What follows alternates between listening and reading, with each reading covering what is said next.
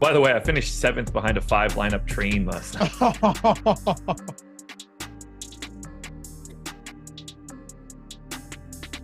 Man, I can't believe this is our last one. I know. Hey, what's going on, everybody? Welcome to the Stokastic.com MLB Strategy Show. 14-game action to close out the work week.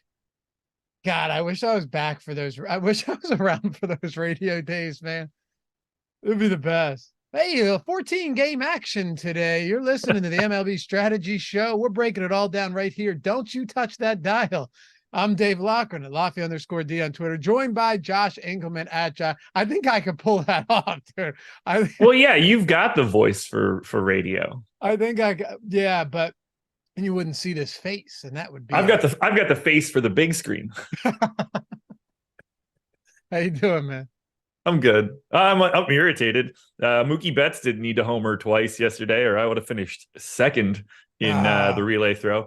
5 lineup train, then 6th place, and then me at 7th. So instead of 10K, it's 1K. 4 homers for the Dodgers, huh? Yeah. Okay. I mean, Strider only gave up one of them, but yeah, it's so annoying. I opened my phone up and I saw the box score. I was just like, I don't know how this shook out, but it seems like it's going to be irritating. Yes. And I opened up the app and I was like, oh, it's even more irritating than I thought it would be. Well, happy to have you guys with us, Bug Boy. You also had the face for radio, Laffy. Thank you. Thank you. I know that is not a compliment. I also know it's not true. Brian, the hat backwards on TV, not TV. Yeah, I mean, I would take the hat off, probably. We got the dueling hats. That's what that's what I like about this. You know, I call it, this is a waist up profession.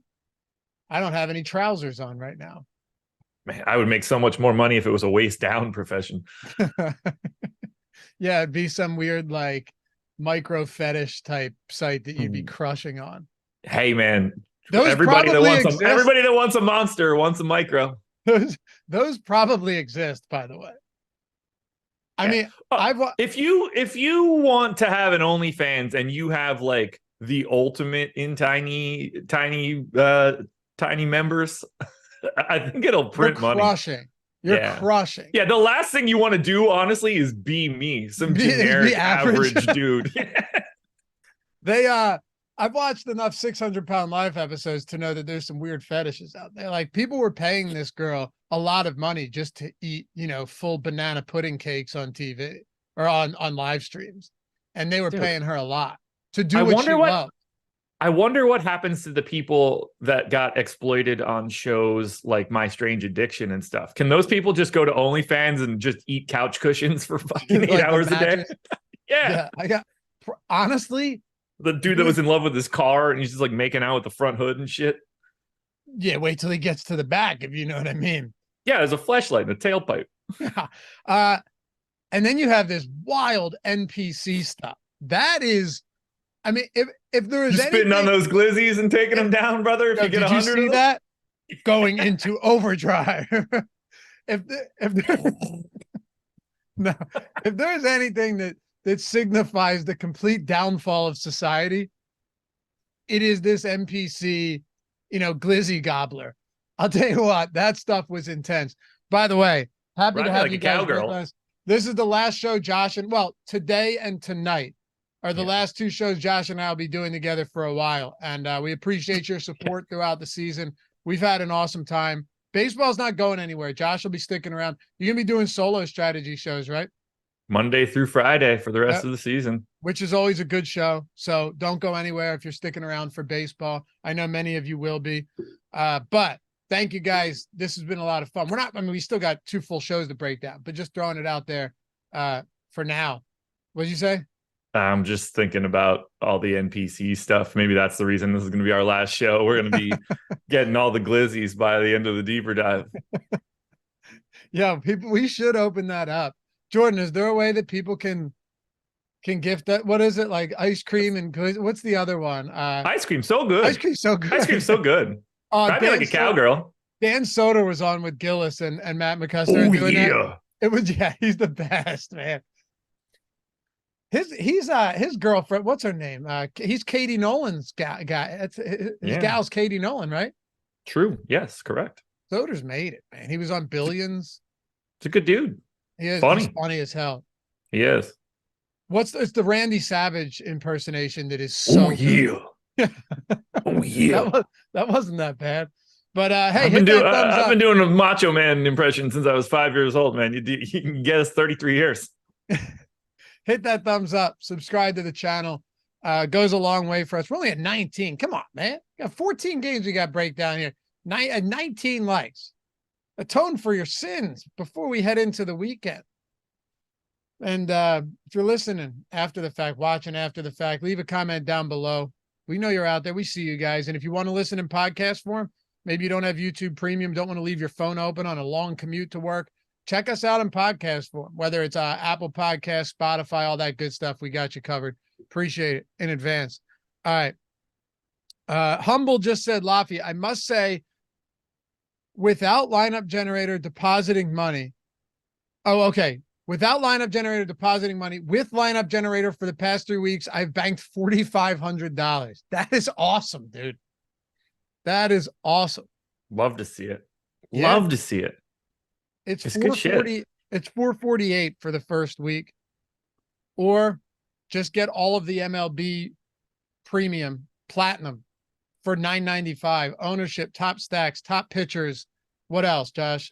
Player projections, premium Discord, and MLB lineup generators included in that.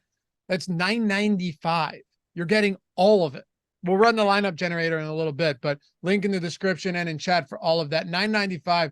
And baseball has massive contests coming up next week, heading into football. So like not the last hurrah, so to speak. There's still going to be contests, but you know what I mean? Like these are going to be some big MLB contests. $9.95 for all of our tools. Humbled. I love to hear it. I love to see it, man. And I know you've supported the show and the site for a long time. So no better person for it to happen to. Links down there in the description and chat. All right, you ready to do this? I guess this is a slate and a half, man. Blue Jays in Colorado as the far and away top stack.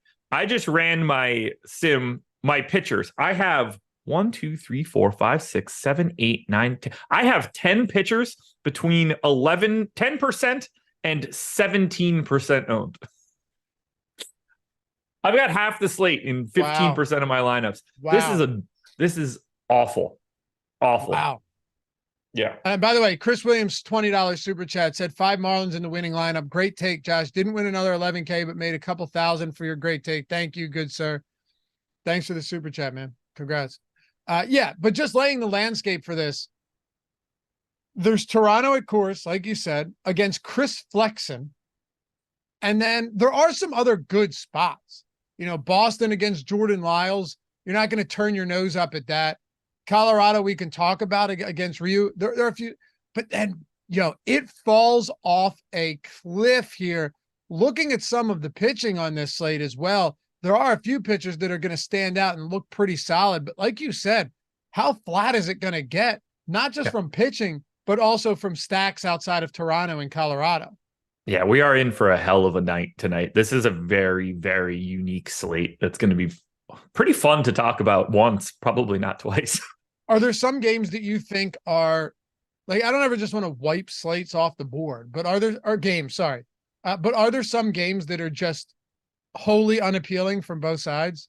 I mean, I have 0% of the Brewers and Phillies from a hitting perspective. I have 1% total of Rangers Twins, 0% of Mets Mariners, 1% of Guardians Rays. 5 of the first 6 games that we talk about, I have 3 total % of ownership. All right, well, let's get into the important stuff then. And some of the other stuff we'll kind of cruise through just to make sure we hit it all. But we'll kick it off with Miami and Washington. Marlins laying minus 162 on the. I'm already in football mode, dude. I already recorded laying 1.5. I already recorded a football. I wasn't even going to say 1.5. I was going to say 162. I wasn't even going to talk about the run line. Yeah, minus 162 on the money line, 8.5. Because in football, if I'm doing shows like this, I'm not referencing the money line. I'm referencing the spread every time. Same with basketball, I ate pretty early yesterday and have had 2 pretty big coffees, and I feel like I could run through my wall right now. Yeah. I just everything is just like super clear in my field of vision right now. Are you you think you'll crash, or are you just going to keep drinking coffee? Neither. You don't crash off No. like extraordinary amounts of caffeine? No. Right. My only problem with caffeine is if I'm like, say I crush a 5-hour energy, that's my new thing. Or, like, or a pre-workout, just take that powder, drop it back, boom, take a sip of water and we're down. I have to immediately start doing something, because that's when it really works. If I sit down, it has an adverse effect on me and makes me more lazy and more tired. Fair. No, and Bug Boy Jordan, no Adderall is hitting me right now. I don't take Adderall. I take Adderall. Do me a favor. Recreationally, but not daily. Get your eyes real close to the camera. I want to see something. Just come in real close for a second. Let's see those pupils. Okay. You're telling the truth. Looks more like opiates. You're pinned, bro. I'm kidding. You're not. Yeah. Yeah, no, that's solid. I believe it. Just a little bit of coffee, or a lot bit of coffee. Okay. Let's talk about some baseball. Miami and Washington. Yuri Perez, Jake Irvin. Looking at pitcher ownership here. Yeah. Perez is getting 1.6%. And also on the top pitchers tool, I want to be cautious that we're not just looking at leverage scores here, or leverage percentages, and immediately assuming they're great spots because they have 5% top 2 probability on 1% ownership. That can be somewhat misleading. And then Irvin on the other side of this, 0.5% of ownership. These guys are getting nothing today in this game. No, and they shouldn't. We need to save some time on the show for sure. And talking about Jake Irvin or Yuri Perez in this spot, I don't think is really all that advantageous. Neither one of them is owned. Perez has 8% top 2 pitcher odds. He's fine to get to. There's some strikeouts there, but we have 28 pitching options today. These are not the guys that I'm starting with.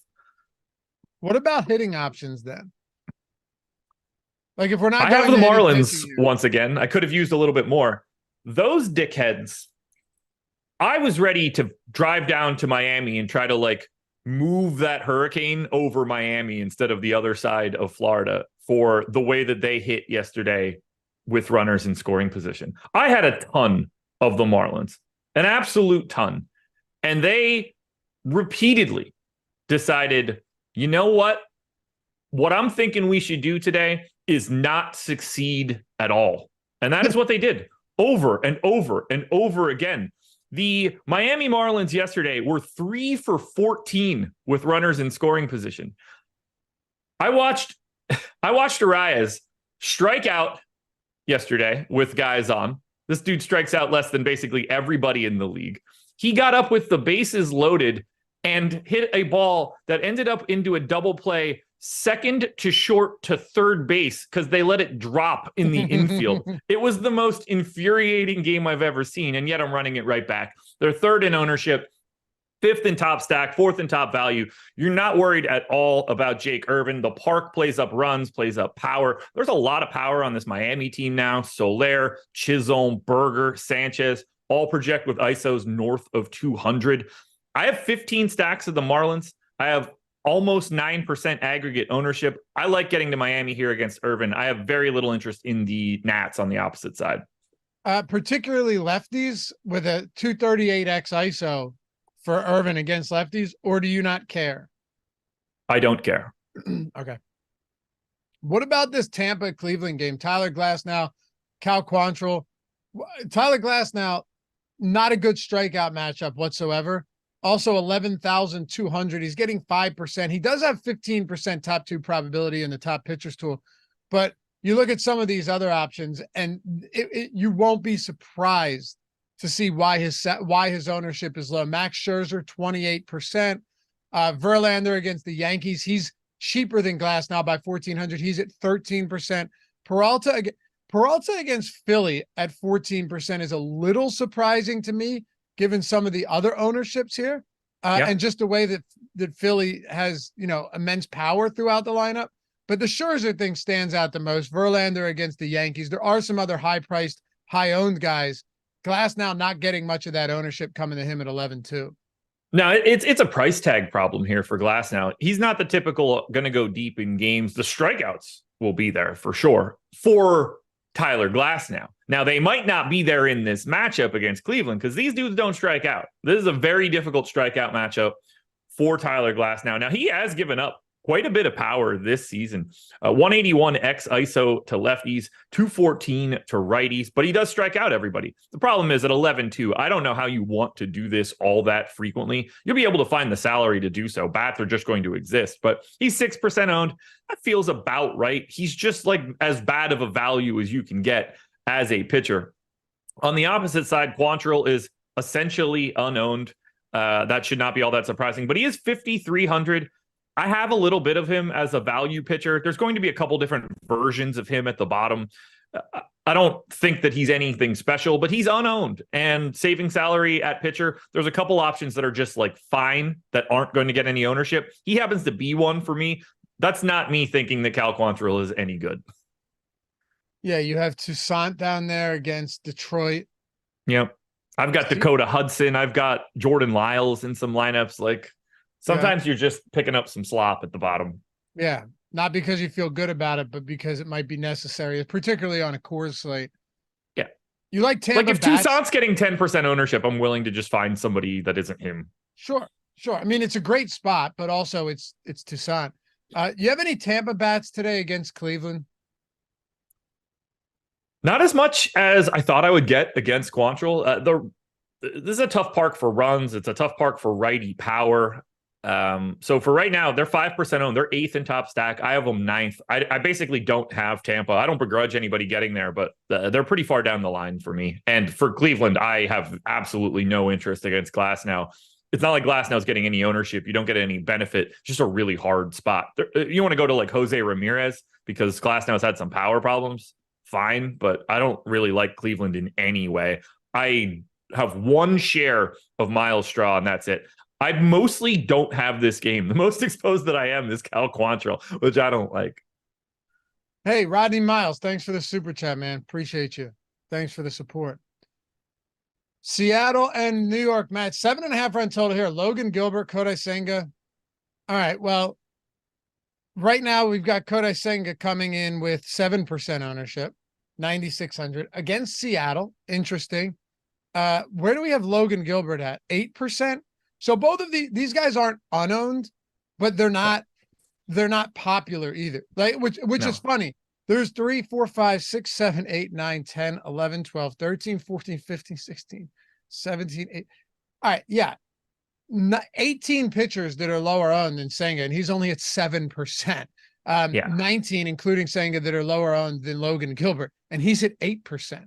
It shows you what this slate looks like. Yeah, and I don't really see anybody that I want to take massive stands on. The most exposed that I am to any pitcher at all is 19%. That happens to be Kodai Senga for today.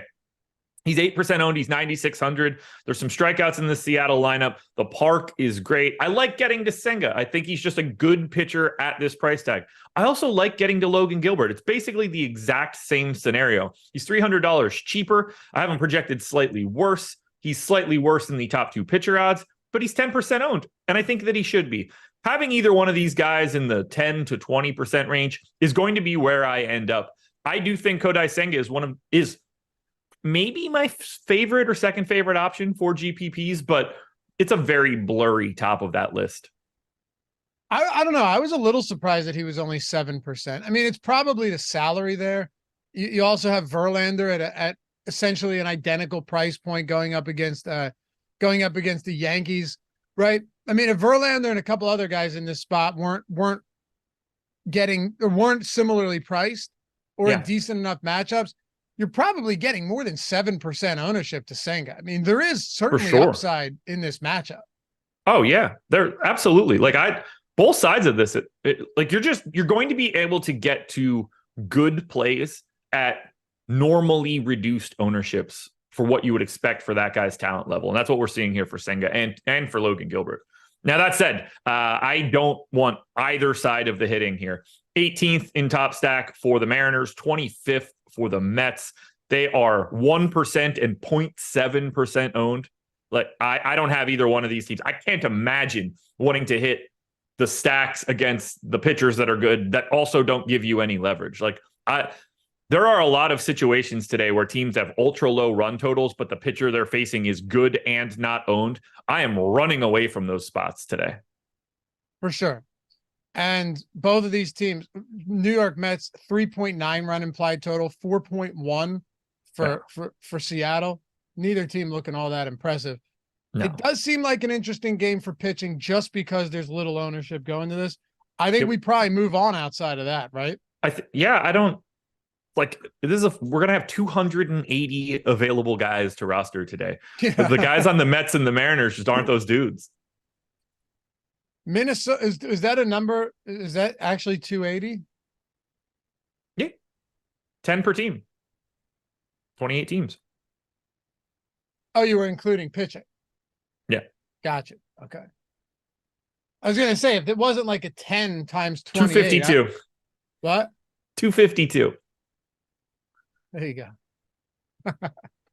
What, 9 times 28? I subtracted the pitchers out of it in my head, but that's what's going on in my brain right now, man. I feel like a supercomputer with all this coffee and no food. Yeah. But even 280 minus 28, you know, I thought you just went straight like alpha brain on me. Maybe it's the alpha brain that has you so sharp today. I don't know. I mean, I'm always sharp, but this is more of a laser focus situation. I'm always the sharpest thing you'll watch at 10 o'clock in the morning. Joe Ryan, Max Scherzer, Minnesota, Texas. So yeah, this Scherzer ownership is going to be significant. It should be. I mean, he has the strikeout upside. The only thing that I want to get into with you a little bit here is the, lefty and righty bats, depending on who Scherzer's facing, can definitely make a difference. Doesn't mean he's not going to go out there and have a great performance one way or another, but he's 100% a pretty heavy splits guy when it comes to strikeout rates versus lefties and righties. I mean, purely dominant strikeout stuff versus righties, and then above average versus lefties, but against righties, his strikeout stuff is through the roof every single year. Yeah, 25% K rate to lefties this year, 32 to righties. Has had a little bit of trouble with lefty power. It's 152x ISO, not great, but it's fine. It's 190 to righties, so he has given up some power to righties. He's 28% owned at 11K. I think overall, if you had to pick one pitcher today, Max Scherzer is the most likely to succeed independent of salary, but he's already 28% owned. And to me, he's not that different than multiple dudes that are up there. So I'm a little lighter on Scherzer. That said, I don't think 28% ownership is crazy. It's not all that problematically high. I think it should probably be around 20, not 28, but we're quibbling here. I like getting to Scherzer. Lots of strikeouts in this Twins offense as well, if the lineup breaks the way that you want it to. On the opposite side, Joe Ryan, 8,600. Tough matchup with Semien and Seager leading off. It's just never going to be a fun time. He's a perfectly reasonable $8,600 option. He's 8% owned. That's probably where he should be. Okay. Really interested for us to get to this Boston, Kansas City game to talk about a $7,500 James Paxton. Yeah. But we'll get through this one first. You talked about Ryan and Scherzer, a little bit about bats. Are there any bats that we should be targeting here? Sort of. I don't really like either team as a stack. Rangers are 16th in top stack. They're 2% owned. Twins are 21st. Both pitchers, the pitchers, Scherzer and Ryan are better than what the stacks look like today. And you see that in the implied totals and stuff. But there are some spots that you could try to pick off. Joe Ryan has also had some pretty aggressive problems with righty power. So Semien in the leadoff spot, Adolis Garcia, Mitch Garver. I think you could try to buy some random home runs because power does play up in Texas. If you want to take shots, I think you're trying to take it against Joe Ryan.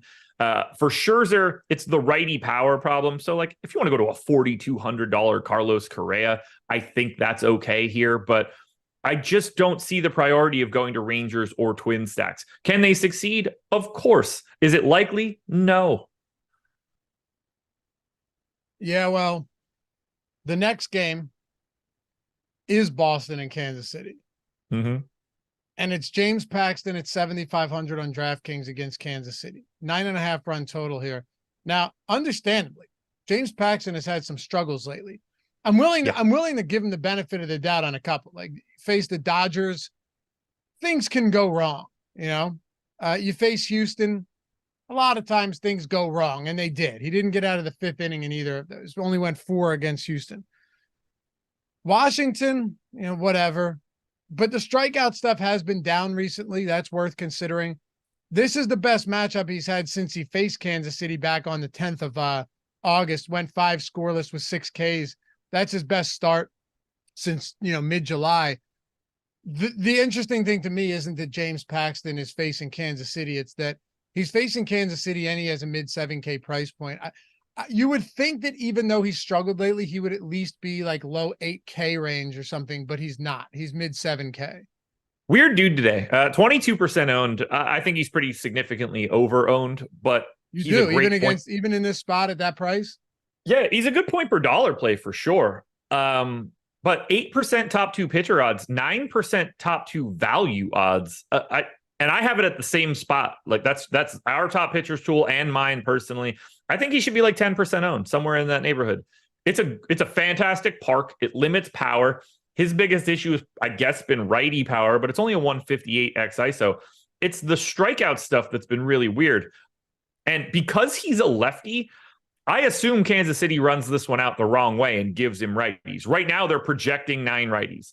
He's got a 17% K rate against lefties and a 28% K rate against righties. So, like, Kansas City is probably going to play into James Paxton's strikeout ability, and I think that's beneficial. And he should be able to keep the ball in the ballpark here. I like the price tag. I like every bit of this. I just think that the public is a little bit too heavy on James Paxton relative to his chances of success to all of the other guys that are underneath him. Are there guys in that price range, though, that look better? Because I don't really see much. You have Sandoval. Sandoval's facing Sandoval's facing Oakland, but like Sandoval's the only guy that I think looks better. Yeah, because Urias against Atlanta, that's not great. No. Well, I won't even include him, but there's like 3 guys in that 7K range. It's Paxton. I don't mind Michael Wacha either as a comp, but he's $800 more expensive against San Francisco. Yeah, that's not the worst spot. No, but again, I think Paxton's fine. It's just a little too much. Do you like any Kansas City bats? A little bit. I've got 12 stacks from Kansas City. I have 6.5% ownership, which is more than 2x the field. We have them 21st in top stack, 9th in top value. I have it differently. I have it 10th and 5th, and that's causing me to get there. There's a lot of power in the core of this lineup. Witt, Perez, Velasquez, Fermin. 228, 225, 196, 184. Those are the projected ISOs against lefties. So I see a little bit of sunshine on the KC side. It's probably a little bit of the Paxton ownership. I assume I end up with less Kansas City if that Paxton ownership comes down a little bit, but I do like the idea. This is one of those spots where I do see Kansas City as mildly viable. Unfortunately for me, the guy that I have the most of in this matchup is the guy that I think is the worst, and that is Jordan Lyles. But, same as whoever the hell else I just said sucked. Cal Quantrill. Jordan Lyles is also the Cal Quantrill of this particular game for me. Yo, Rodney Miles, listen to this super chat. Took down the 50K relay throw last night for 10K. Boo. Boo. That's your guy. Boo, Rodney. Guy. Boo. So wait, Boo. So then you're saying he soloed first, then there was a 5-team train, then you were 7th, correct? No. There was a 5-team train in first, a man in 6th, and then me. Oh. That's either a secondary relay throw or he's part of the chop. If you're part of the chop, I don't like you, Rodney. If you're part of a different contest, congratulations. Well, Chris said 5 people. Okay. Hold on a second. If you want to divide 50 by 5, you'll get there. No. When you said a 5-team train, I wasn't. I was thinking it was the same person that played a 5-team train. It was a 3-game slate. Now it makes a lot more sense. But you were saying, whenever I think of it's a 5-team train, I'm thinking someone threw that in. Okay, so it was just 5 people chopped first. Yes. That makes a lot more sense. Got it. Well, congrats, Rodney. That is awesome. Took down the 50K reload throw last night, 10K using your info and the Sims tool. Thanks, Lofty, Josh, Greg, and Eric for the great congrats, man. That's awesome. Yeah, the Sims tool is good, one might say. Very good, I would say. I guess I would have finished 6th if he didn't play yesterday. That's in the description as well. Throw the Sims tool in chat too, Jordan. There's still today. So today, there's still a full month left of baseball. There's still a full month left of baseball. With today being November 1st, I think October 1st, the last day. People are crushing with the Sims tool. But like I already said, you can go cheaper too if you're looking for the lineup generator, or if you're looking just for all of our other MLB tools and the top stacks and ownership and the Discord and the generator for $9.95 a week. Like you open up the description, you'll see 80 different. Well, actually, that's not true. 3 different ways. I'm saying there's for every entry, like for every level. It's not 80. It's 3. It's 3. But I'm saying there's something for everybody, no matter how you're playing it. Like if you're lower stakes, or if you're short on time, generator, or the half off the 50% stochastic weekly platinum. Or if you're looking to say, you know what, I'm willing to spend a little bit of money to make the best lineups out there, there's the Sims tool. That's all I'm saying. Anyway, what were you going to say?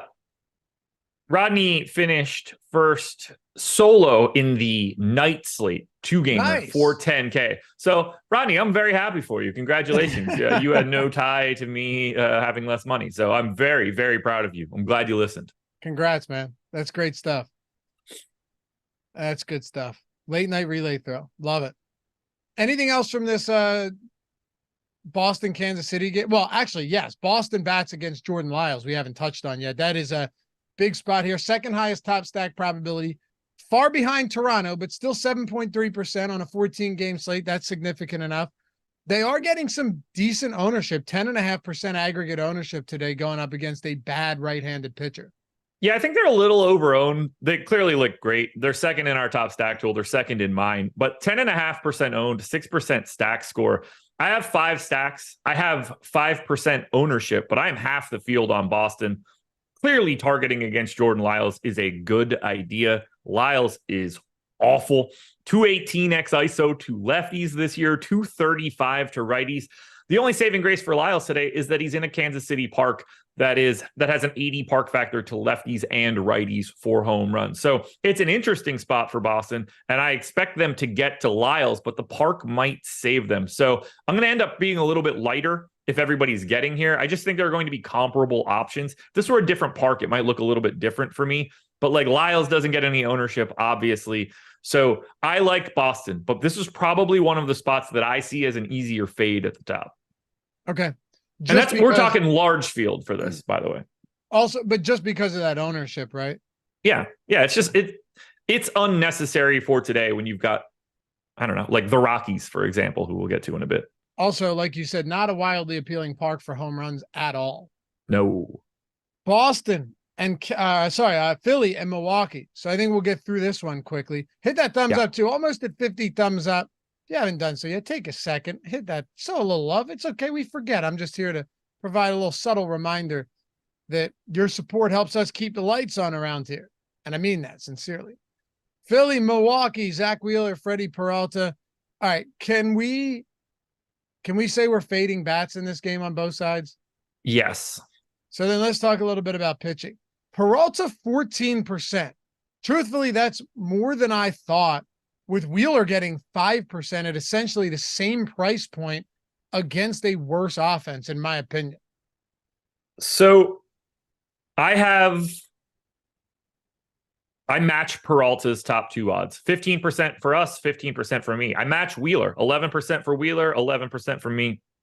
So I think most of that looks good. We got Peralta at 14% owned. I think it should be 12. So to me, spot on the number. Like, he looks really good. I think Zach Wheeler is probably a couple percentage points behind where he should be, but somewhere around 10 for both guys seems about right. It's a better strikeout matchup for Freddie Peralta than it is for Wheeler based on the way that it's projected right now. Park plays up power, limits runs a little bit. Both guys look good. Really solid options, but 10,300, 10,600, you're getting exactly what you're paying for between both of these guys. I prefer Peralta slightly. That could easily change by lock, but these are two guys you should have on your short list of options to get to. Hey, if you're looking at the guys that are north of 10K, the Scherzer, Peralta, Wheeler, Tyler Glasnow, how would you rank them right now? Like Scherzer's still going to be at the top, even though you think he's a little bit overowned. Scherzer, Peralta, Wheeler, Glasnow. Okay. So essentially, the same way that ownership is playing out. Wheeler and Glasnow are interchangeable, really. Yeah. Agreed. Yeah, I think Scherzer is a clear first, and I think Glasnow is clear last. Do whatever you want with Wheeler Peralta. I don't have much of a, like, to me, it's pretty comparable. Shout out to Chris Williams. Gifted, what did he just gift? 25 memberships in there? Yeah. It's Friday, man. People feeling good. Make sure to say thanks to Chris, too, if you got one of those. We're going to run out of people to gift them to. We're not going to have any more people left to gift memberships to soon enough. Maybe I'll get one day. I didn't think about that. I have one, but I do not. Detroit and the White Sox, Eduardo Rodriguez, Touki Toussaint. Toussaint's getting a bit of ownership. Honestly, I know you were saying that there's some good pivots off of that, and I agree. But No. There are pivots. None of them are good. Gotcha. Yeah, fair enough. Fair enough. Well, I would be clear. Don't be putting words into my mouth. I think most of those guys suck. There are some pivots who you think are fantastic down there. Yep, exactly. Nothing says I'm going to win the money like Tristan Beck. Yeah. But I will say, Toussaint, first of all, this guy's walk rate is insane. Do you know what his career walk rate is, Josh, since 2018? Just don't look, please. Just entertain me. Indulge me. 14%. Yes. Okay. You got it. Nice. That's insane for someone that is pitched in some capacity at the major league level in 6 different seasons. 14%. What? Former Brave.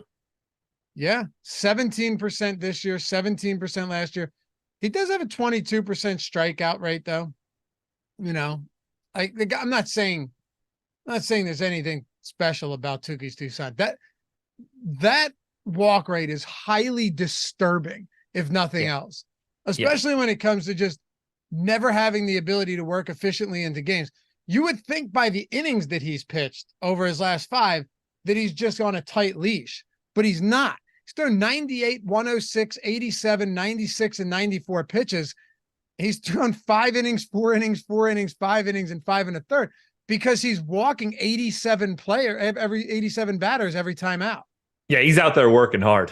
But he has 2 9-strikeout games over his last 5. He has 2 9-strikeout games over his last 5.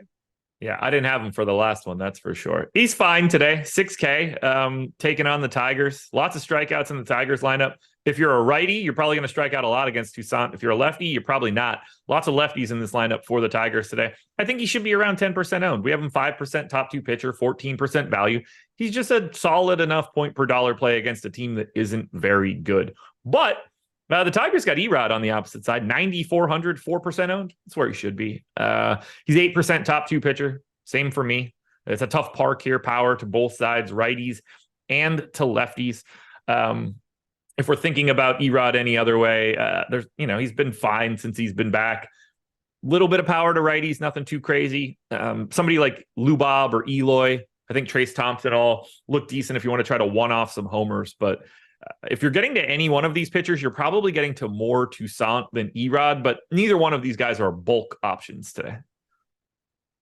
Here's the truth, though. It doesn't feel good, but I still think you'd have a tough time making the argument that these pitchers in the similar price range are better options than Toussaint today. He's the guy that I have projected the highest of anybody like him and below. That's for sure.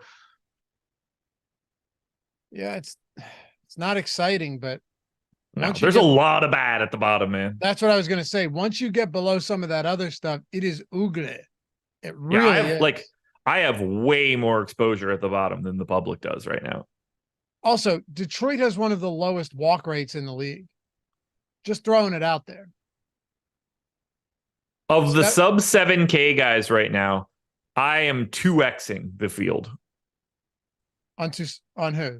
On everybody. In the aggregate. On all the sub 7K guys. Yeah, gotcha. And I'm under on the one guy that's getting ownership sub 7K, which is JP Sears. So like I've got like 4 or 5 of these 1% owned pitchers in 10 to 15% of my lineups. It's so weird with Toussaint because it's not like he's ever given up a ton of power. It's the walks. Even this year, 1.21 home runs per 9. That's not, obviously it's not fantastic, but that's why he's in the league. Exactly. Right. Like if he were giving up any power, he's long gone because there's base runners constantly. 146x ISO to lefties, 166 to righties. Those are not bad power numbers for a pitcher. No, not at all. But he's just, if he started giving up power, it's going to be real bad. Oh, it's over. Real fast. Because then you're putting guys on base with free passes and sending them home with home runs. But I was just using that as a segue into bats. Detroit has, decent ownership, decent top stack probability. I don't know. So the Detroit ownership is a little deceiving. Akil Baddoo is getting 18%. The next highest guy for the Tigers is Riley Green at 5. So a lot of it is Baddoo in the leadoff spot as a 3K outfielder. Love him here today. Does look great. That ownership is warranted. Certainly a potential cash option if you're looking for any type of salary. We have the Tigers 6th in top stack. I vehemently disagree with that. I have them 11th. They're 5th in ownership, as you mentioned, but not necessarily as a stack. I have a very minimal amount of the Tigers. They just don't, Toussaint just doesn't get hit up enough for me to really worry about it. And the Tigers don't have enough on their team to like make me think that matters. On the opposite side for the White Sox, it's 3K Tim Anderson in the leadoff spot getting 9%. No one else is getting any ownership, but I don't really want to target against Erod. He's good and doesn't get hit hard. So this is a game that I'm mostly avoiding. The most exposed that I am to anybody is Touki Toussaint. Let's keep it rolling then. Let's talk about this New York Yankees and Houston game. Carlos Rodon, Justin Verlander. I mean, Verlander looks pretty nice here. I don't have any quarrels with this. You're talking about a guy that's not, wildly overpriced. This is a Yankees team that is all season long, regardless of the active roster at this point, been average at best first right-handed pitching, 97 WRC plus. Clearly they have some power, but 174 ISO on this active roster is 15th in the league, Josh. It's not, it's not jumping off the page. 24% K rate, top 10. It's actually 8th highest in baseball against righties. It's not a bad matchup for Verlander. I get the ownership here. Yeah, 13% owned, 9,800, 12% top 2 pitcher odds. I got it at 16, so we're right in the same range. He's 50, should be around 15% owned. There's a lot of strikeouts to be had at the ass end of this Yankees order. 30, if it's Jason Dominguez, 30% K rate. Pereira, 32% K rate. Even Judge, he might hit it out. Stanton, he might hit it out, but pretty big K rates for both of those guys. Verlander always scares me. Like I just feel like he's permanently going to give up power. This year hasn't been that bad. 131 to lefties, 145 to righties. So happy to get to Verlander. Price works. And this is not your normal Yankees lineup, at least not yet. So I do think Verlander stands out as a really nice option. For Rodon, what do we do with this dude? He's gotten nuked against lefties in 124 pitches, and it hasn't been all that great against righties. Strikeout stuff really hasn't been there. Tough matchup, obviously, against the Astros team that doesn't strike out. He's basically unowned at 6,700, which would have sounded really weird before the season started. Should he be 5% owned? Maybe, but I don't have much interest at all in Carlos Rodon. It's Verlander here for me, and it's not much else. Like, I definitely don't want Yankees bats in this spot. I think there's a path to getting to Houston, but they're very expensive on the top end. They're around like the 10th best stack in terms of top stack odds. They're 9th in ownership. There are some places where you can go to Houston and think maybe they just smack Carlos Rodon around quite a bit. I don't know if this is going to be a spot that I get to just because of it's 3 guys north of 6K. That's a pretty expensive stack we have the Braves on this slate in LA. We've got the Rockies and Blue Jays in Coors. I'm not getting to Houston, but that's the first team that we've got to where I was just like, okay, they are primed to smash Carlos Rodon today. Rodon is very simply just not right. He's not. You're looking at 2 seasons, 2021 and 2022. He threw a lot of threw a lot of innings. So, north of 300 combined innings over those 2 years. 34 and 33% K rate. He's at 20% this year. 6 and 7% walk rates. He's at 12% this year. His xFIP is sitting at 5.84. This is a guy that was pitching at a purely elite level that right now is pitching at a below league average level. He's coming back from injury, right? So it may just take more time for him than others. But right now, you can't look at Rodon and say that he's even, not as only is he not a mirror image of last year, the year before that, but he's a polar opposite. Yeah, it's not a velocity thing. The pitch mix all appears to be the same. I don't really see what the issue is for him. His called and swinging strike rate is down a little bit. It was 30% the past 2 years. It's around 25% now, but I don't know what's going on with him. Maybe he figures it out. Maybe it's going to take him a little bit longer to knock the rust off, but I think there's a path to Houston at minimal ownership. I like that. I like that call a lot. What are his power numbers like? Not great. If you're just looking at this year, really bad. I enjoy sometimes looking at home runs per 9 just because it gives me an idea of, without having to look at how many homers they're actually giving up. Yeah. 2.39 per 9. Yeah, it's been bad. Last year, 0.61, 2021, 0.88. This guy allowed no power. No power. Yeah. Well, let's hear now. Yeah. Could he? Sure, he's only made 8 starts. He's thrown under 40 innings, but might be a spot that you continue to try and pick on him a little bit until he figures things out. Yeah. I think so. Yeah. Look, the run total looks pretty good for Houston. Any Yankee bats you're interested in? I mean, Aaron Judge is Aaron Judge. Sure. Somebody probably takes Verlander yard once. Feels like a really bad spot, though. I'll tell you what is worthwhile, though, to be interested in. Getting $250 in bonus bets for free, Josh. I would say, and a hot and ready pizza, baby. I would say that is lucrative. Yeah. If nothing else. It is. Like Houston stacking against Rodon might be today. But in this case, it's not hey, maybe this happens. Like maybe this could be good. It is a guarantee that at Caesars Sportsbook, when you deposit 50 and bet that 50 on whatever the hell you want, you get $250 in bonus bets. Pretty good, especially with football rolling around. You guys might be sick of me saying this, but I promise in the end, you'll thank me for it. When football season comes closer, especially with college football in the same sphere at the same time, when they come around, these sports books offer promotions that disappear and then don't come back around for another year. So if you're not on these books, maybe you've just been on DraftKings or FanDuel, maybe sports betting is just becoming legal in your state. I could go, 1,000 different paths with this. If you're not on Caesars, you bet 50, you get 250 in bonus bets. It's as good as it gets. And you could win that $50 bet, win money on that. You're still getting it. It's not like one of those, hey, if you lose, you get this. It's if you win or lose, you're getting 250 in bonus bets. You're 5Xing that bet, and you might just win it anyway. So I don't think right now that there's a better offer out there in sports betting. And if there is, it's probably like a DraftKings bet 10, get 200, but yeah, you guys are on DraftKings. You wouldn't be here if you weren't. It's so good. It's the best deal in bulk for everybody because $50 is still a lot of money to people. I don't want to diminish that at all, but some of these other deals where if you really want to take advantage, you might have to shell out a little bit more, like BetMGM. $50 to get 250 to 5x, like that's just awesome. For if you're going to be betting $50 anyway, what a great way to get another 250 to screw around with. Yeah. Bug Boy said, who was it in chat earlier this week saying they didn't get their bet? I didn't get mine until Wednesday evening, wondering if they got theirs as well. Yeah, you're gonna, I think it was Skittles or whatever. You're gonna get, with Caesars is Caesars has been operating for how long? Like that. I'm saying, like you're gonna.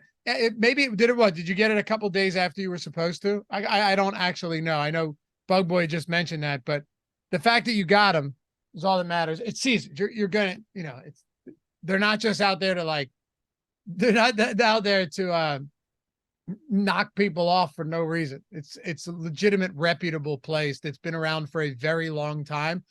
But here's the thing: in the online space, like online sports betting, DraftKings and FanDuel are crushing everybody else. I should flip that. FanDuel and DraftKings.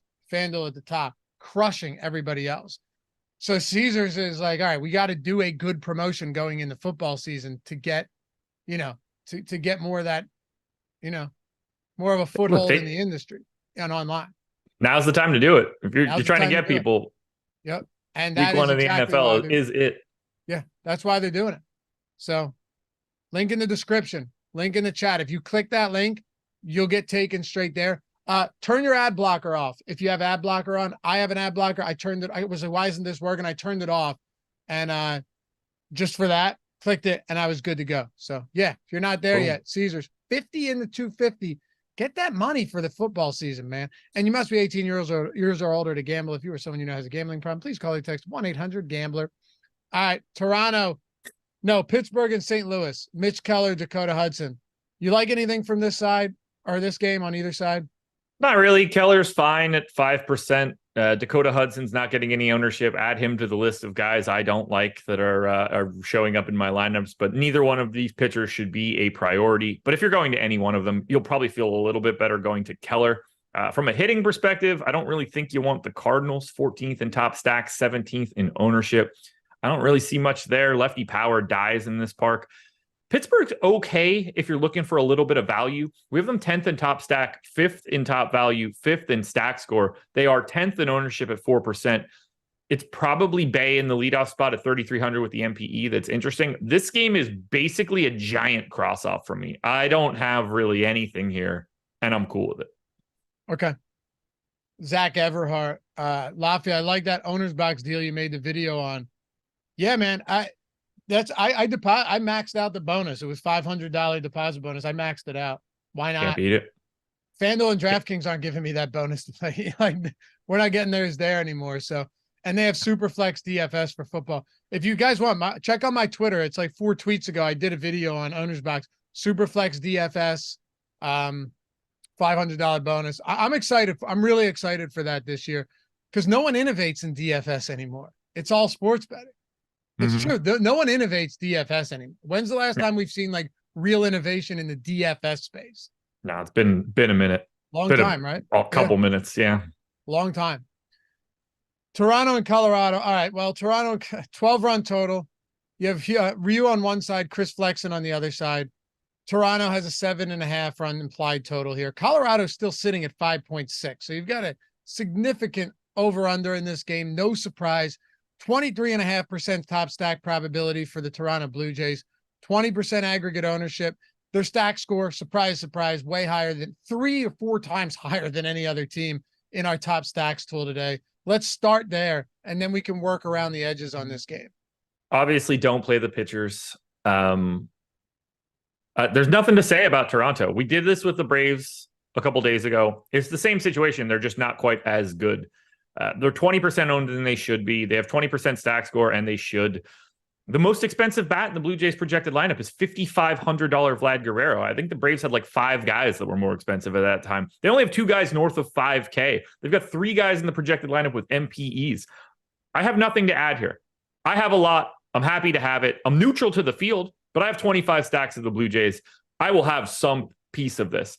I'm also going to have a very sizable stand on the Colorado Rockies. 4th in ownership at 5%, 4th in top stack, 2nd in value. They're 3rd in our stack score. I'm like 2 or 3x the field on Colorado. They're awful. I'm very happy to say that the Colorado Rockies are not a good baseball team, but I'm going to play them when they have a 5.2 run implied total and they're not all that owned. 12% to Brendan Rodgers because he's a $3,400 second baseman in cores today. These prices are stupid. They don't even have a single guy above 5K. $4,900 Ryan McMahon is projected for 2% ownership. I'm just going to have a lot of Colorado, but I'll hate it. I think you could hate worse things, though. Yeah. Like, I think you could be in worse spots here. The top, look at the top value column today. Colorado's second behind Toronto. Yeah. They're free. They're free. Relatively speaking, yeah. Miami's it's so cheap. Oakland's fourth. Yeah. Like, stupid price tags. If they go shortstop, second base, third base, catcher, 1, 2, 3, 4. Like, what an easy team to get to, too.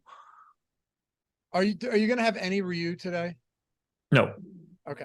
I had to ask. I know you're not getting any Chris Flex. Well, I hope you're not getting any Chris Flexen.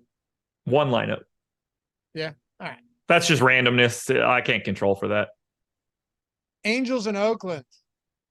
Patrick Sandoval, JP Sears. Isn't this funny? 8-run total in this game, but both of these guys getting some love, right? Sandoval at 20.5%.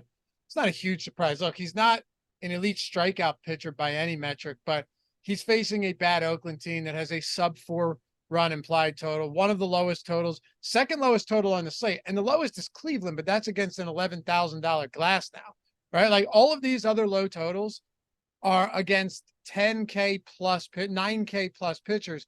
This is the one spot, Josh, where you have a bad team with a very low total in a favorable pitcher's park, but a pitcher who is also discounted. So him and JP Sears are both getting ownership in this game. Yeah, and they should. Sandoval for 7,200, 21% owned. We have him 7% top 2, 10% top value. He's a little over-owned, but an excellent value option in Oakland, a park that very much is helpful for pitchers and a team that is very helpful to just face because, in general, Oakland is not very good at all. Rich B, by the way, if you remember, Chris Flexen was not really good on Seattle 3 or 4 years ago. He's never been really good ever in his life. He's never even been average in his life. So that must have been a different Chris Flexen. Play Sandoval. I have 12%. I'll have somewhere in that 10 to 15 range. He's a little overowned at 21%. It's the same story for Sears on the opposite side. Basically the same matchup. Honestly, like when there's no Trout in the Angels lineup, they're not as good. 19% ownership coming into Sears. We have him 6% top 2 pitcher, 13% top 2 value. Is he a little overowned? Yes. Is he a good value play at 6,500? Yeah. I have 12%, same as Sandoval. I think being in that 10 to 15 range for both of these guys is where you should be. This park really helps. If you're looking at flexing from 2021 and 2022 in Seattle, like from a run prevention perspective, forget about like xFIP and everything, but just how he performed. He actually wasn't bad. Mid-3 ERA in both of those seasons. Yeah. But we know how to evaluate better than that. For sure. But I'm saying if you go back and look at it, I can see why you would say, oh, he wasn't bad. Like he didn't. Yeah. Yeah. But he was. The results weren't. 17% K rate, 4.5 xFIP, 5 xFIP. Yeah, no, thank you. No, thank you. There's a reason he ended up in Korea. Oh yeah, for sure. Well, he was in Korea first. Well, he was majors Korea back again. Then Seattle. Yeah, that's right. Yeah, he's been shit forever. I'm not out here riding for Chris Flexen. I meant. Seems like you are. I said from a run prevention standpoint, he was good. Yeah. He did not allow many runs. No, he didn't. I like him tonight. I think I changed my mind. Of course you did. He's been lucky. Good. He's been pretty lucky. Good He's been pretty good this year, man. 8% K minus BB rate. Yeah. The old 6.4 FIP. Which is hilarious because with Seattle in 2022, he had a 7% K minus BB rate. Yeah, he's really bad. I like him. What's his swinging strike rate? It's got to be not good. high. Not high. 9.8. Love it. Yeah. He's special. Yeah, he's pretty bad. Do you like any bats though? From no. Well, Oakland. No, it's just pitching on both sides. Yeah, you can't go to Oakland. There's enough cheap team. I mean, they are free. Lots of 2K guys, but there's enough value out there in way better spots than playing in Oakland. And then for the Angels, please feel free to roster Shohei Ohtani, but not a great spot here. All right. Jordan's saying something's up with my mic. So let me toss this next game off to you and see if I can fix this real quick, Josh. I think your butt plug turned back on again. San Fran and San Diego, 8-run total. Pretty evenly matched game. Your boy Tristan Beck and Michael Wacha. Looks like you might have a decent amount of pitching from this one. I don't have Beck at 5,100 here against the Pods. That's too difficult of a matchup for me, especially in this park. Michael Wacha, though, I think looks pretty good. 8,300 against the Giants. There are certainly some strikeouts here. Runs play down in San Diego. Power plays down to lefties. I don't think Wacha's anything special, but I do think that he should be about 10% owned, which is exactly what he is. Sound better, Jordan? Yeah. You turn the butt plug off. Yeah, it was too much, man. Is Jordan controlling the vibration? Yeah, I don't know why I do that during shows. Keep things interesting, man. We've been doing this a long time. Sometimes you got to spice it up a little bit. You know what? It does get boring. Yeah. This game's in San Diego, not San Francisco, so not as bad of hitting conditions as it could be if it were in San Fran. Do you like these San Diego bats against Beck? Nope. No, not at all. Are you just out on this game outside of some Michael Wacha? I mean, like, obviously, Soto, Machado, Tatis, like there are individual Padres bats that I'd be more than happy to get to. But this park really does limit runs and power. And these guys are ultra expensive, 22nd in top value. And they're still only mid-pack top stack. Look, if you get a Soto, Machado, Tatis, Bogarts, Garrett Cooper stack, don't feel bad about it. It's great hitters. There is no priority here for San Diego. And I certainly don't want the Giants against Wacha. Baltimore and Arizona. All right.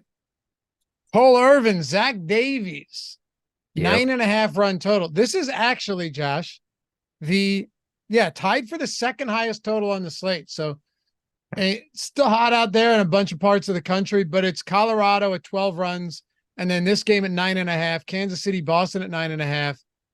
Nothing else north of 8.5. So this is one of those games where maybe we see favorable hitting environment between these two teams.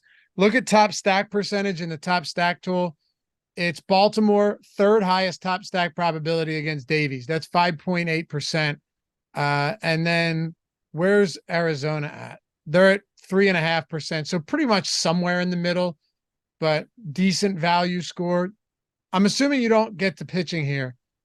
What are you doing with that? I have 4% of Cole Irvin. I think he just lumps into the generic dog shit at the bottom that isn't totally bad. Park sort of saves you a little bit for power. I don't have Zach Davies. I don't feel bad about that. Cole Irvin just needs to dodge the righty power, which won't be fun at all. Bats, we can talk both directions. Orioles are third in top stack, sixth in ownership. I do have 5% or 5 Orioles stacks. I'm about neutral overall for them. I think Gunnar Henderson is pretty clearly the best bet you can get to from Baltimore. $5,500 shortstop third base option. But I actually have Arizona here. We have them 12th in top stack, but I have them 7th. Similar ranks in value. They're 8th in ownership at 4.8%. I have 22 Arizona Diamondback stacks right now against Cole Irvin. So I'm hoping that Irvin runs into a little bit of that righty power problem. 248x ISO to righties for Irvin this year. He is projected to face 8 righties, with only Corbin Carroll being the lefty. So Ketel Marte, Tommy Pham, Christian Walker, Longoria, Gurriel, all these guys look really good to try to put some power together. I think this is a very boom bust spot for the Diamondbacks. If the power can carry against Irvin and transcend the park, I like getting to Arizona at what is not at all problematic ownership. So I prefer the Arizona side to the Baltimore side, but I do like this game quite a bit for hitting. I have 15% aggregate exposure to the hitters in this one, which is the second most I have of any game other than Coors. I was going to say, outside of Coors Field, this does feel like the best hitting environment on the slate. It sure does. Like the 9.5 total in Kansas City is interesting, but it's not a great park. It's a horrible park for home runs. Very bad. I'm going to sneeze. Go for it. And also, while we're at it, Paxton could go out. Like Paxton could still be decent. He's not a trash pitcher. And like you said, he's striking out a ton of righties. You expect KC to play into his hand. I'm just looking at this, like zooming out, the 30,000-foot view on this slate. Those totals, while they're the same, they don't seem equal from a DFS perspective between those two. They do not. I don't think they do at all. All right. Atlanta, Dodgers. 8.5 run total here. We did pretty well on this one. I would say we crushed this one. We didn't start talking games till like 10-13, but we knew that this is how it would go. Like you and I talked about it before the show. There's just some games where if we're spending a ton of time on them, we're wasting your guys' time. If we weren't doing the show again at 4:45, we would have spent more time on some of these spots. Yeah. We're going to run this one back with increased information where we can point out a little bit more nuance when we have, 15 of the lineups at that point. Hit that thumbs up, guys. We're lagging today on the thumbs up. I don't know. Maybe just Friday. People wearing down a bit. I get it. It's okay. But if you feel like it, we appreciate it. All right. Why is Urias getting 7% ownership? I guess just because he's so cheap now, but it's a terrible matchup against some great righties. I know too. Like Urias has always been a guy that's demonstrated some reverse splits tendencies. That's not lost on me either. But I honestly thought even at this price point against Atlanta that he would be lower owned than that. I would have thought he was, but I think it's right at 7%. I don't have much to say here. It's just a price tag play for you. Park's terrible, matchup's terrible. Max Fried on the other side is 9K. I don't see any scenario where you're really going to him and liking it. Park's terrible, matchup's terrible. So if you're going anywhere here, it's hitting. We have the Dodgers 19th in top stack, 26th in ownership. On paper, getting to Betts, Freeman, Smith, Muncy is a pretty fun thing to do. I don't have it. I'm jamming the Braves today, and I love this. The prices are back down a little bit. Acuna's 6,900, but it's not the Coors prices. We've got like 4K guys in the lineup. They're 7th in top stack. I have them 3rd. I love this ballpark for them. 125 park factor to righties, 121 to lefties, 275 x ISO to lefties for Julio Urias this year. So that's going to look pretty damn good for someone like Matt Olson. I really like that, but the righties are still going to be fine. 156 x ISO. They'll be able to figure it out. I've got 22 Brave stacks. We have them with 3% ownership. This is why I'm getting all the garbage at the bottom. I've got 12% Brave stacks. Sign me up for a team like Atlanta with the most power in the league by a mile, playing in the ballpark that plays up power as well as any other park.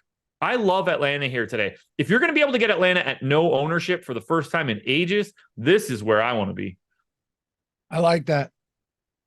And it's like you said, it's still the Braves at the end of the day. Urias has been much better against righties from a power perspective, but how much does it really matter? Plus, it's not like there's no lefties in Atlanta either.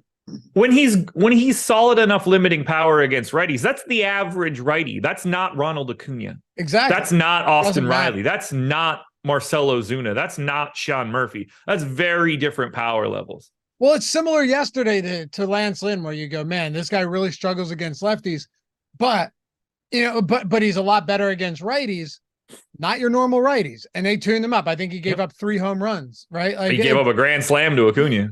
It's the same concept. It's the same concept. Exactly. So Atlanta right now is my 3rd most exposed team behind Toronto and Colorado. Hey, let's run the lineup generator real quick before we get out of here. I'm going to now with the lineup generator, you can discard lineups that you don't like. Okay. And you can save the ones you do like. For the sake of time, I'm going to save all the ones that I'm just going to save the top 20. Jordan's going to do it on his end. I'm going to do it too to see what we come up with. But the reason I mentioned you can discard them is because every lineup that you get will show the optimal percentage. Like the first one I ran, 10th percent optimal projection. And then ownership, you can see how chalky or contrarian every lineup is. Obviously, you don't want lineups that are immensely chalky and don't have a great optimal projection. You're looking for some type of balance in there. You'll figure that out. I'm not going to swap any players or lock players. You can do that. You can set your stack types, your lineup type, whether you want chalky, contrarian, balance. I'm going to go all stacks. We're going to go all lineups. And we're just going to save the first 20 so we can look at exposures and stack exposures Also, you can upload these to CSV. You guys know, links in the description and in chat. People have crushed with this tool all season long. It is the best tool for the price in the industry, hands down. I have no issues saying that at all. So let's save those top 20 and see what we come up with. All right. So there you go. Wait, go back to player exposures. Josh, can you see the screen? I do. A decent amount of Toronto. Yeah. Now, again, this is saving all of the top 20. So, or not all of the first 20. You can get different and still, because these are all plus EV lineups. We're simulating thousands of lineups behind the scenes, throwing out the bad ones and only giving you the lineups that we have projected as plus EV lineups. So, like, you can go and you can differentiate a little bit. Like if you're looking for some certain type of stacks, but you trust that these stacks are built better than you would build them, you can find some Baltimore, some Arizona, some LA Dodgers, or some Atlanta Braves. But look at that Toronto exposure and stack exposure. That is crazy. Yeah, I mean, that's what happens. Even on a 14-game slate, when a team is like 20 to 25% likely to be the highest scorer, they're going to be at the top a lot. Paxton, a lot of him. What do you think of that Mitch Keller exposure? I mean, it's not crazy to me. Is that the guy that I want to hitch my wagon to? Not necessarily, but I don't love it or hate it. It's Mitch Keller. But you know what I find most interesting about these results? Jordan, scroll down a little bit. There he is. So we're under the field on Scherzer with these 20 lineups. But he's right where you said you thought he should be, around 20%, which makes that really, really interesting. Yeah. He's a guy that I like being a little lighter on today. I don't find it necessary to take any massive stands in pitching today. I really think what we're getting from the lineup generator, outside of just all Toronto stacks, speaks to what you were saying. Look at pitching though. We have Paxton, Keller. This is all 15+%. Paxton, Keller, Peralta, Senga, Scherzer, Sears, Verlander, all of those guys at 15+% ownership. Yeah, that's just like me. Like I said, between exposure 12 and 18, Scherzer, Verlander, Senga, Waka, Sandoval, Sears, Toussaint, Hudson, Lyles, Quantrill. Like I've just got a little bit of everybody. Man, I look at these lineups on the left side though.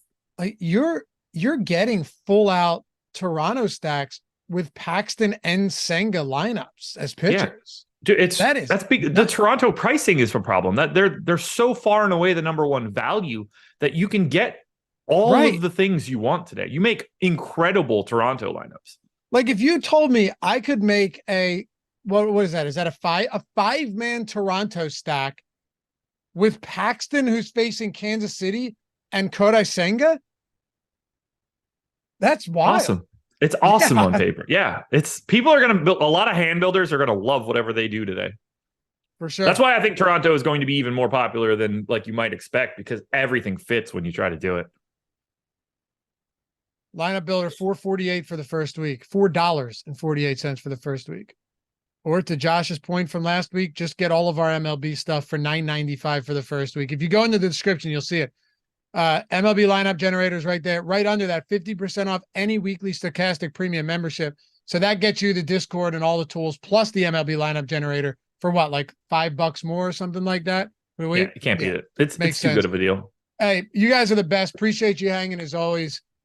This is the last strategy show Josh and I are doing together. We had a lot of fun, man. It's always fun doing shows together. I love it. Next time I see you for high-level strategy shows, we're going to be in the basketball season, and that's when we run this bad boy clean into the ground. Yeah, it's going to be fun. Follow Josh at Josh Engleman, me at Lafayette_D on the Twitter or on the X. Shout out to Jordan Klein for producing this one as always. Jordan, where's that new profile picture on Twitter from? I'm just going to run with this bit as long as possible. We love Jordan Klein. Does a great job. We missed him while he was gone. Appreciate you guys hanging out. Josh and I will be back tonight. Deeper dive, followed by Live Before Lock, 14 Gamer. And then I head into NFL content for the season. Thanks, guys. We'll see you back here soon. Peace.